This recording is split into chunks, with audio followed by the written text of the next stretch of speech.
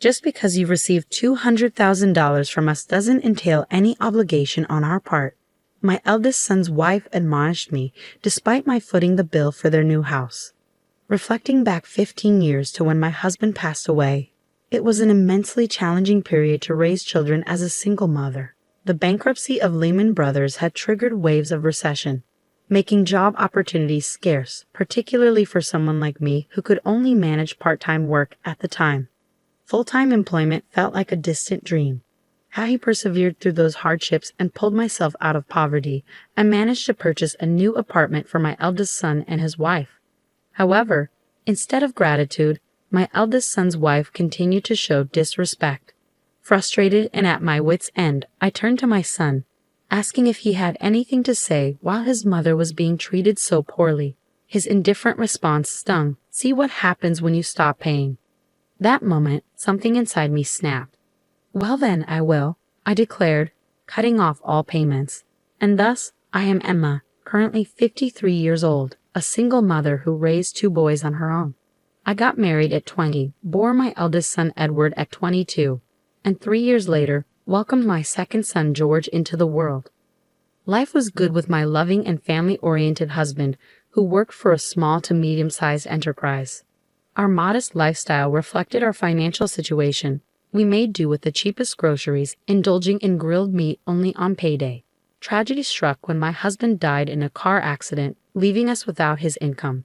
The savings we had set aside quickly dwindled, and I found myself working tirelessly to make ends meet. Despite my efforts, full-time employment eluded me, and part-time jobs paid meager wages. I refused to resort to work that exploited my sexuality, despite the potential for higher earnings. Desperate to improve our situation, I turned to the computer my late husband had purchased and explored ways to earn money online.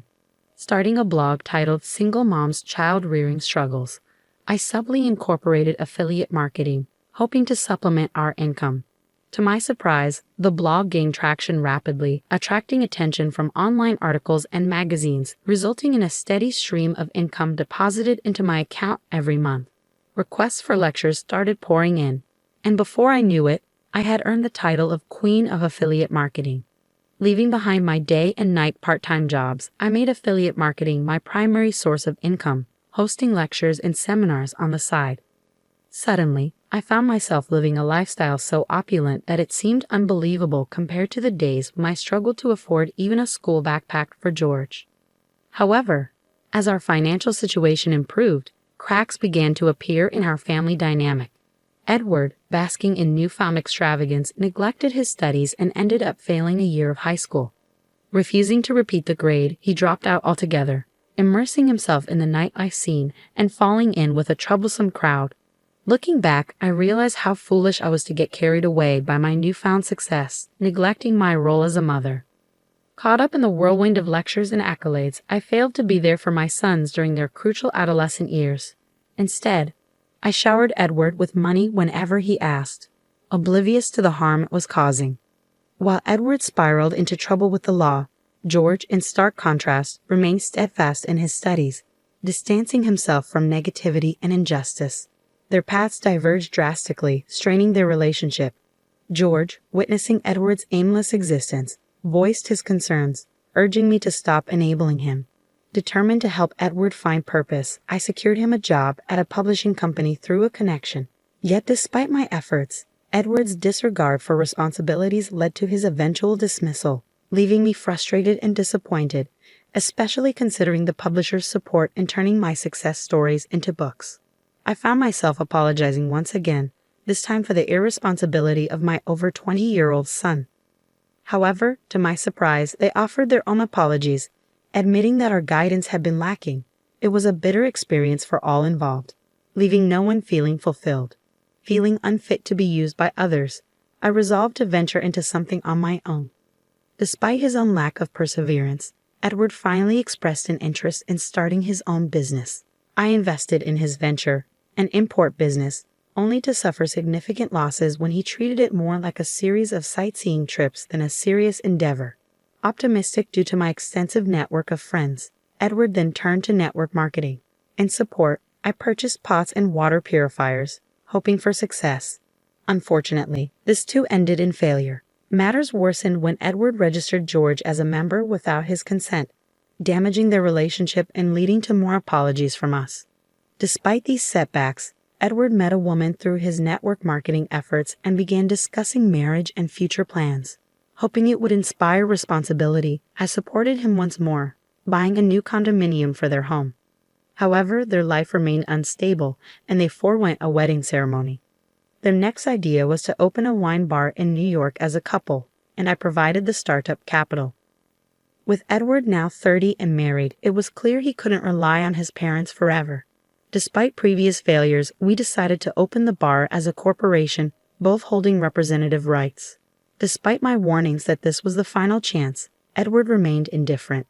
He boasted about his import connections, but seemed more interested in nightly gatherings with friends than in running a successful business.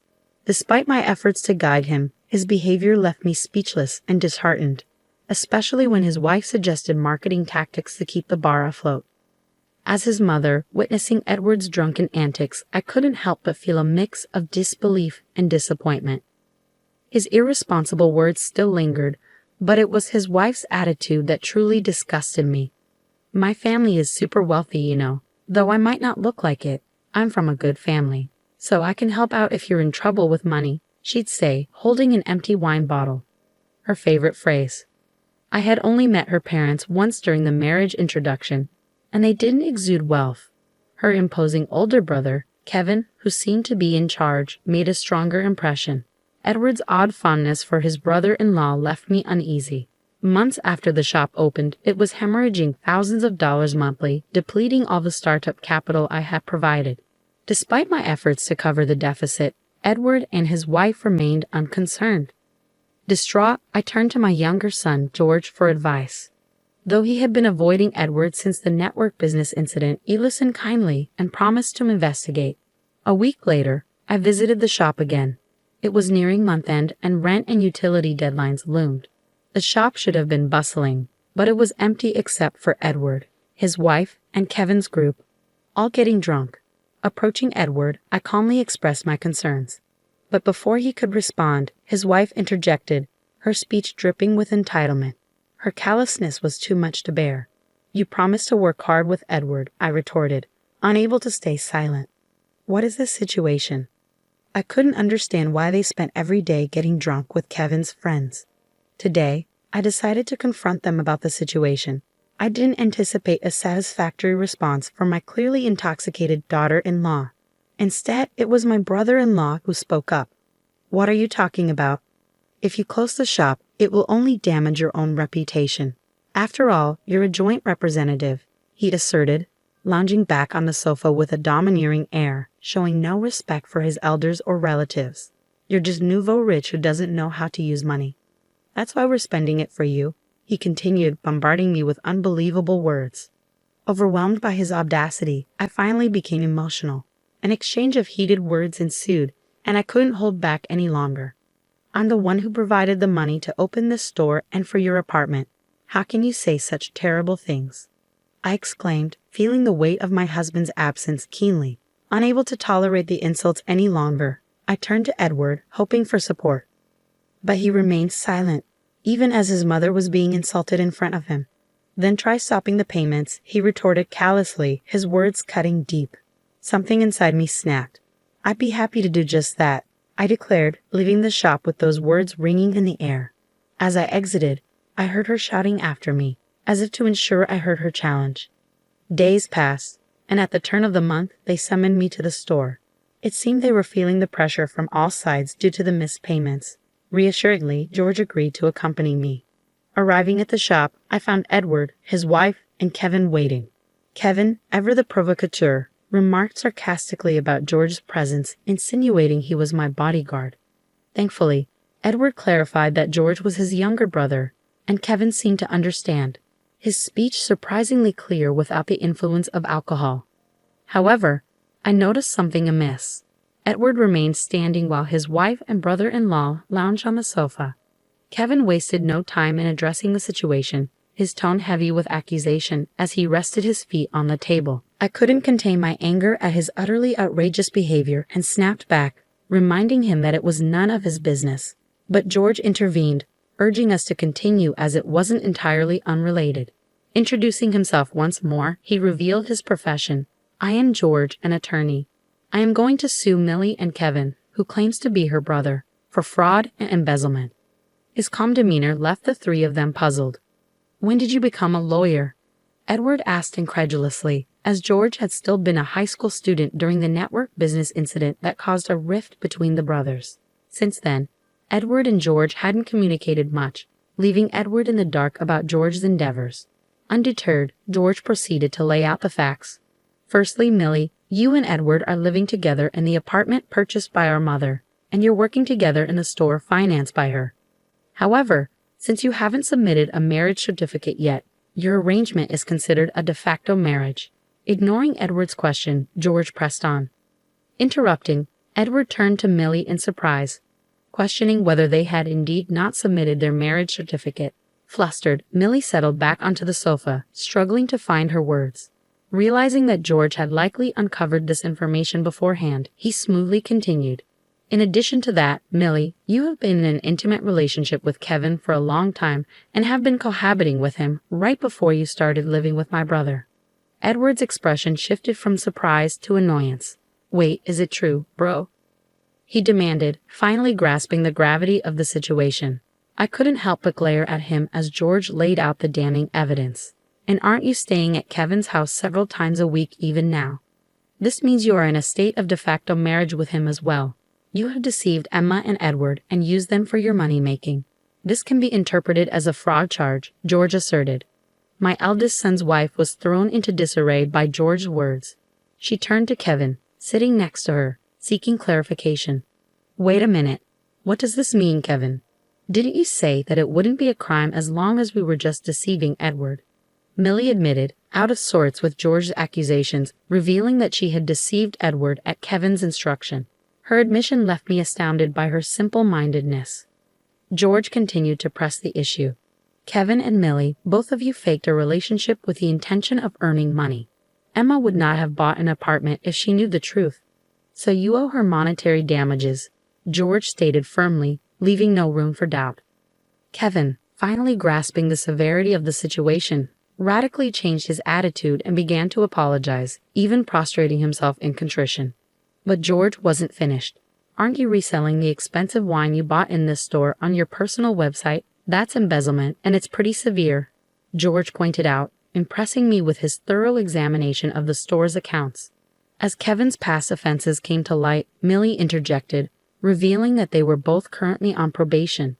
George explained that probation sentences are cumulative, meaning previous offenses would add to the current one. Millie realized the gravity of their situation, understanding that they might not be free for more than 20 years.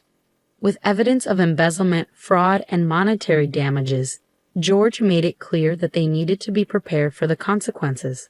The weight of their actions hung heavy in the air as the reality of their predicament sunk in.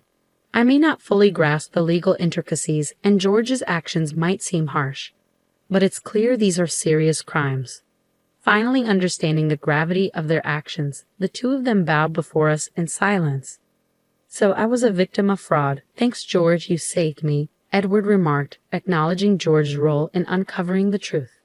However, when George announced plans for a civil lawsuit against them, Edward was taken aback, finding the situation too complicated to comprehend.